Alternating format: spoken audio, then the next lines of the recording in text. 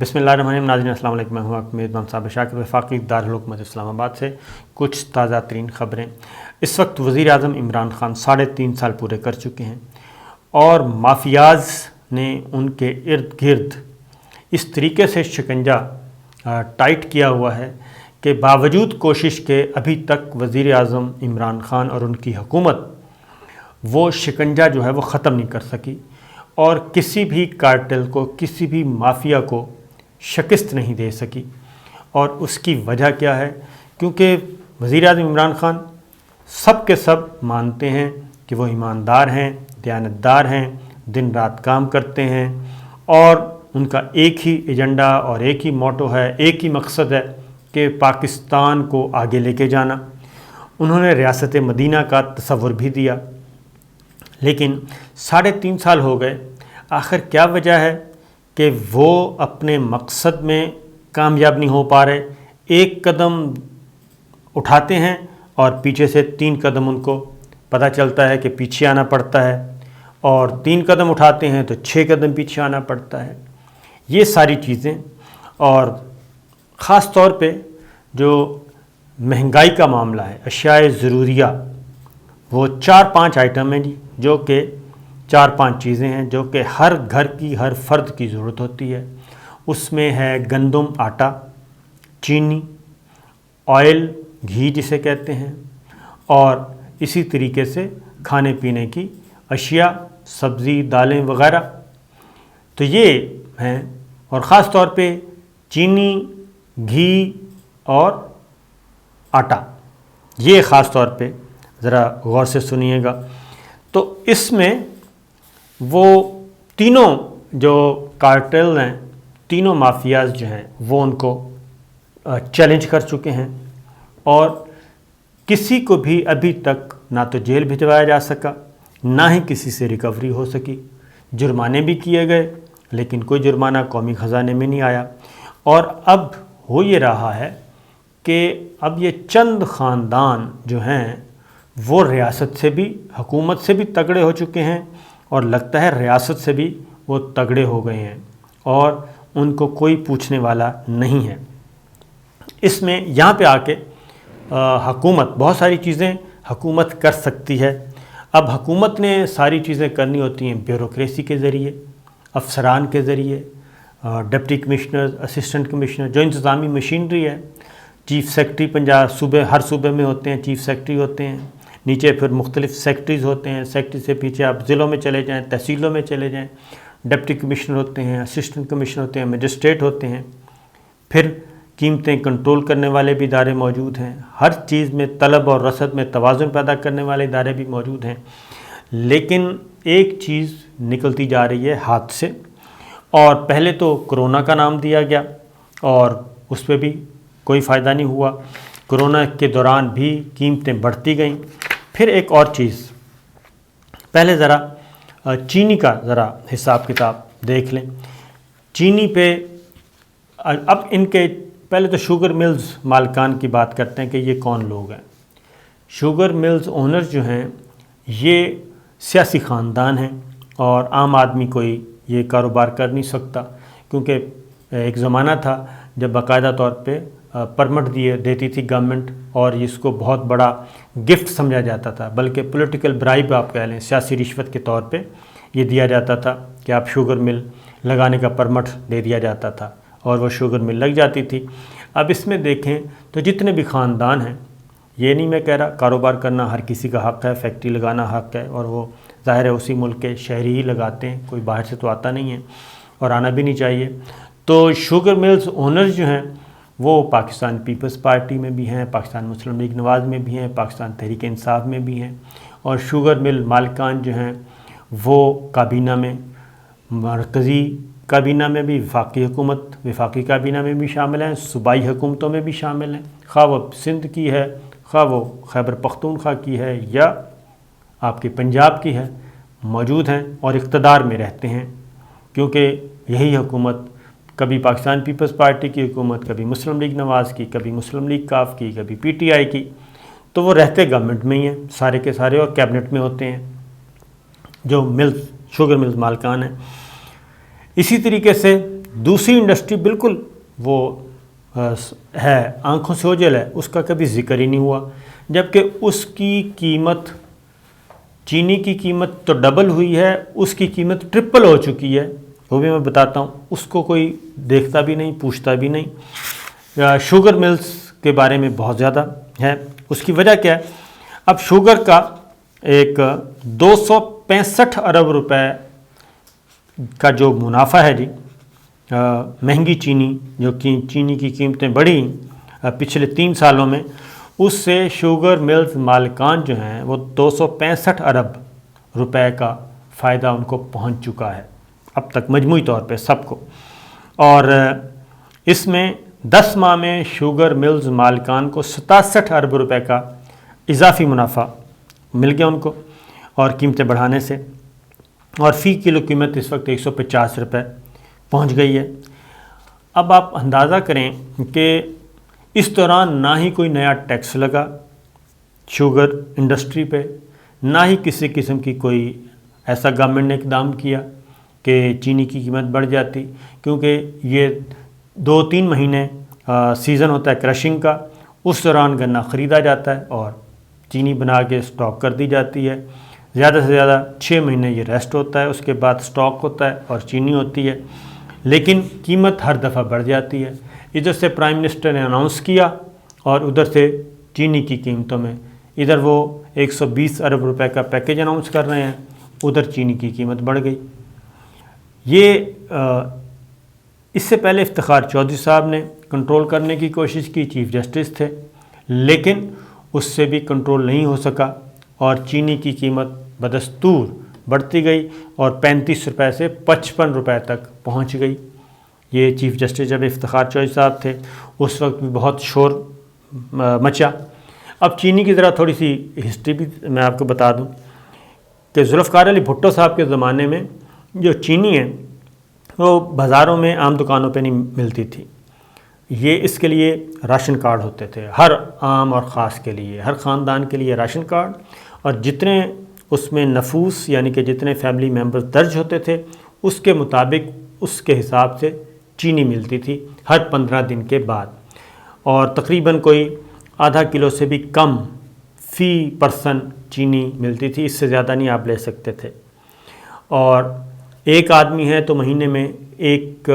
تقریباً 1 کلو سے بھی کم کوئی 800 گرام چینی ایک آدمی کو ملتی ہوتی تھی ایک مہینے میں، اور اسی طریقے سے جو ہوٹلوں والے تھے ان کے لیے الگ کوٹا رکھا ہوتا تھا، یہ بازار سے چینی نہیں ملتی تھی۔ پھر ضیاء صاحب کا دور آیا اور اس کے بعد پھر یہ چینی راشن کارڈ اور راشن ڈپو کا سسٹم ختم کیا گیا اور چینی پھر عام مارکیٹ میں دستیاب ہونے لگی، اور اس کے بعد چینی تو عام ہو گئی، لیکن پچھلے 5-6 سالوں میں، بلکہ 7-8 سالوں میں کہنا چاہیے، 3 سال پی ٹی آئی کے، 5 سال نواز شریف صاحب کے، اور اس سے پیچھے 2 سال پیپلز پارٹی کے، 10 سالوں میں چینی کی قیمت جو ہے وہ کئی گنا بڑھ گئی ہے۔ آلموسٹ 20-25 روپے ہوتی تھی چینی کی قیمت، 18-20 روپے، اور وہ بڑھ کر 150 روپے تک پہنچ چکی ہے۔ لیکن اس دور میں چینی ایک سال کے اندر آپ حیران ہوں گے کہ کوئی اضافی ٹیکس نہیں، کچھ نہیں، لیکن چینی کی قیمت بڑھ گئی۔ گورنمنٹ نہیں روک سکی، انکوائری ہوئے، FIA نے سب کچھ کر لیا، اور لیکن چینی کی قیمت نیچے نہیں آ رہی۔ اب اسی طریقے سے باہر سے چینی منگوانے کی کوشش کی گئی، وہ بھی کامیاب نہیں ہوئی، اور اس وقت یہ جو ڈیٹیلز ہیں کہ 28 اکتوبر کو چینی کی درآمد کا ٹینڈر تیسری بار منسوخ کیا گیا، اور اس ٹینڈر کے ذریعے 50,000 میٹرک ٹن چینی درآمد کی جانی تھی، اور یہ چینی بندرگاہ پر 120 روپے فی کلو گرام پڑنی تھی، اور 133 روپے یوٹیلیٹی سٹورز پہ جانی تھی، لیکن وہ منسوخ کیا گیا کیونکہ چینی مہنگی تھی۔ لیکن اب چینی 140، 150 اور 160 روپے فی کلو فروخت ہو رہی ہے۔ اب گورنمنٹ کا جو رول ہے وہ ہے کہ گورنمنٹ نے ایکٹ کرنا ہوتا ہے حکومتی مشینری، افسر شاہی اور سرکاری ملازمین کے ذریعے، وہاں پہ گورنمنٹ جو ہے وہ بے بس نظر آتی ہے، اور کل سے پچھلے 2 دنوں میں پنجاب میں کوئی ایکٹیویٹی نظر آئی، لیکن وہاں پہ بھی کوئی 400 تھیلا برآمد ہو گیا، 500 تھیلا برآمد ہو گیا، اس سے زیادہ کچھ نہیں۔ اس کی ریزن یہ ہے کہ جو شوگر ملز مالکان ہیں وہ حکومت میں بیٹھے ہیں، اور پھر یہ آپس میں سارے رشتہ دار بھی ہیں، آپس میں رشتہ داریاں بھی ہیں ان کی، خواہ وہ پیپلز پارٹی میں بیٹھے ہیں، مسلم لیگ نواز میں بیٹھے ہیں، کاف لیگ میں بیٹھے ہیں، یا پاکستان تحریک انصاف میں ہیں، آپس میں رشتہ داریاں بھی ہیں، اور پورا ایک کلب شوگر کلب ہے، اور اس میں کوئی نہیں دیکھا جاتا اپوزیشن میں کون ہے۔ سبسڈی کا معاملہ وہ ایک الگ ہے۔ تو یہ ہے ایک شوگر کارٹل۔ اس کے بعد کوکنگ آئل کی طرف آتے ہیں، جس کی طرف دھیان ہی نہیں جاتا، اور اس میں بھی اگین اب یہ نیریٹو کون دیتا ہے؟ وہ بھی نیریٹو دینے والے بھی یہ خود ہی ہوتے ہیں کہ چونکہ جو تیل کی قیمتیں عالمی منڈی میں بڑھ رہی ہیں، اور زیادہ تر جو ہے وہ منگوایا جاتا ہے باہر سے اور وہ استعمال ہوتا ہے، تو وہ آئٹم اس لیے جناب یہ سب کچھ ہو رہا ہے۔ یہ خود بخود ہی نیریٹو بھی یہ دیتے ہیں، اور یہ مالکان بھی، یہ بھی تگڑے مالکان ہیں، اور یہ ٹوٹل ہیں تقریباً 300 کے قریب ہیں پورے ملک میں۔ 300 لوگ ہیں اور 22 کروڑ عوام کو آگے لگایا ہوا ہے، اور 22 کروڑ عوام کی جیبوں سے پیسہ نکل رہا ہے، 300 کے قریب ان افراد کی جیبوں میں جا رہا ہے، جو کہ گھی ملز کے مالکان ہیں۔ اب خوردنی تیل کی قیمت 130% اضافہ ہو چکا ہے 3 سالوں کے دوران، اور کوکنگ آئل کی قیمت 160 سے بڑھ کر 369 روپے، اور اس سے بھی تجاوز کرتی جا رہی ہے ڈیلی۔ ایک طرف وزیر اعظم نے اعلان کیا آئل آپ کو گھی تیل سستا ملے گا، اور اگلے ہی لمحے پتہ چلا کہ یوٹیلیٹی اسٹور پہ 50-60 روپے فی کلو گرام قیمت بڑھا دی گئی۔ اب اس میں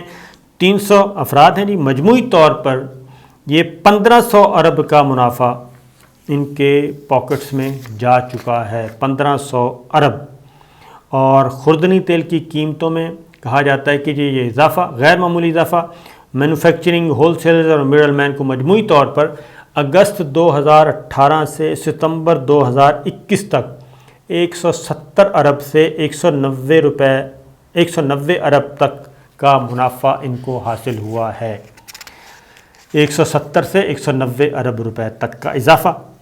اب جو سرکاری ریکارڈ ہے، ایک رپورٹ ہے، اس کے مطابق یہ نومبر 2019 سے جولائی 2020 تک، اور پھر اکتوبر دسمبر 2020 سے جولائی 2021 تک یہ منافع، اور یہ خوردنی تیل کی قیمتوں میں عالمی سطح پر کمی واقع ہوئی۔ یہ ذہن میں رکھیے گا کہ اس دوران نومبر 19، جولائی 20، اکتوبر 20 اور جولائی 21، جس میں سب سے زیادہ منافع حاصل کیا ان گھی انڈسٹریز نے، اسی دوران قیمت جو ہے وہ کم ہوئی اور عالمی منڈی میں، اور پام آئل کی درآمد پر ڈیوٹی بھی جنوری 2020 سے اپریل 2020 تک کم کر دی گئی تھی، یعنی ڈیوٹیاں معاف کروا لیں، لیکن صارف کو کوئی فائدہ نہیں ہے، شہری کو، عام شہری کو جو عام استعمال کرتا اس کو کوئی فائدہ نہیں پہنچا۔ یہ فائدہ 300 گھروں تک محدود رہا۔ اسی طریقے سے جی یہ خوردنی تیل کی قیمتیں 213 روپے فی لیٹر سے 261 روپے فی لیٹر بڑھیں نومبر 19 مارچ 2020 کے دوران، اور پھر جبکہ عالمی مارکیٹ میں پام آئل کی قیمت $750 فی ٹن سے کم ہو کر $518 فی ٹن ہو گئی تھی، 200 سے بھی زیادہ $250 کم ہوا ریٹ، جو یہ نیریٹو یہاں پہ دیا جاتا ہے، کیونکہ یہ اونرز بھی حکومتوں میں شامل ہوتے ہیں، خواہ کسی کی بھی حکومت ہو، اور یہ جو نیریٹو دیا جاتا ہے کیونکہ پام آئل کی قیمت باہر بڑھ رہی ہے اور وہ سارا ہمیں امپورٹ کرنا پڑتا ہے، اس لیے جو ہے تیل، خوردنی تیل جو ہے، گھی آئل، اس کی قیمتیں بڑھ رہی ہیں۔ تو یہ بھی اعداد و شمار اس کے برعکس بتا رہے ہیں۔ اور مینوفیکچررز اس کے علاوہ پیداواری لاگت 123 روپے فی لیٹر سے 166 روپے فی لیٹر تک رہی تھی، لیکن ان 6 ماہ میں 98 روپے فی لیٹر سے 116 روپے فی لیٹر کا منافع کمایا گیا. اور یہ ہے وہ چیز، جبکہ وزیر اعظم عمران خان جو مسابقتی کمیشن ہے اس کو بھی شوگر انڈسٹری کے بارے میں بھی کہہ چکے، آئل انڈسٹری کے بارے میں بھی کہہ چکے، فلور ملز کے بارے میں بھی کہہ چکے، لیکن کسی طرف سے بھی کوئی اچھی خبر نہیں آئی اور کوئی کارروائی ایسی نہیں کی گئی. اور اگر کی گئی تو اس کا نتیجہ یہ نکلا کہ وہ جاتے ہیں اور اپنا قانونی چارہ جوئی شروع کر دیتے ہیں، اور قانونی چارہ جوئی کے نتیجے میں ان کی سزائیں جو ہیں وہ رک جاتی ہیں، جرمانے رک جاتے ہیں. یہ ہے وہ چیز جو کہ ہو رہی ہے. یہ شوگر اور کے ساتھ گھی انڈسٹری کی بات ہو رہی ہے. تو صرف ایک کہتے ہیں جی ایک گروہ نے، ایک خاندان نے یا ایک کنسورشیم نے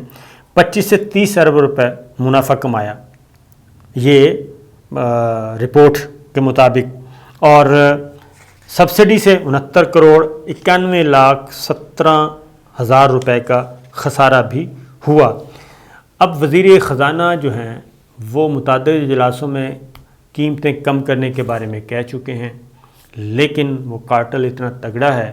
کہ وہ قیمتیں کم نہیں ہونے دے رہا. اور اس پہ بھی وہی چیز ہو رہی ہے جو چینی میں ہو رہی ہے، بلکہ چینی پہ اتنا زیادہ شور مچایا جاتا ہے جبکہ کوکنگ آئل پہ اس سے کہیں زیادہ شور مچنا چاہیے. 1500 روپے کا منافع، 1500 ارب کا منافع 300 خاندانوں میں، اور ادھر چینی 265 ارب کا منافع چند خاندانوں میں. یہ ہے وہ چیز. اب آتے ہیں اگلا آٹے کی طرف، فلور ملز. وہ بھی اتفاق کی بات ایسی ہے کہ اس کے بھی جو میجورٹی ہے وہ بھی انہی جماعتوں میں موجود ہے، وہ بھی اقتدار میں رہتے ہیں، نہیں رہتے تو انڈائریکٹلی کہیں نہ کہیں سے معاملات جڑے ہوئے ہیں. اور یہی کچھ وہ کم سے اس پہ سب سے کم وہ ہے، حالانکہ یہ سب سے زیادہ جو قیمتیں بڑھی ہیں ان 2 چیزوں کی بڑھی ہیں.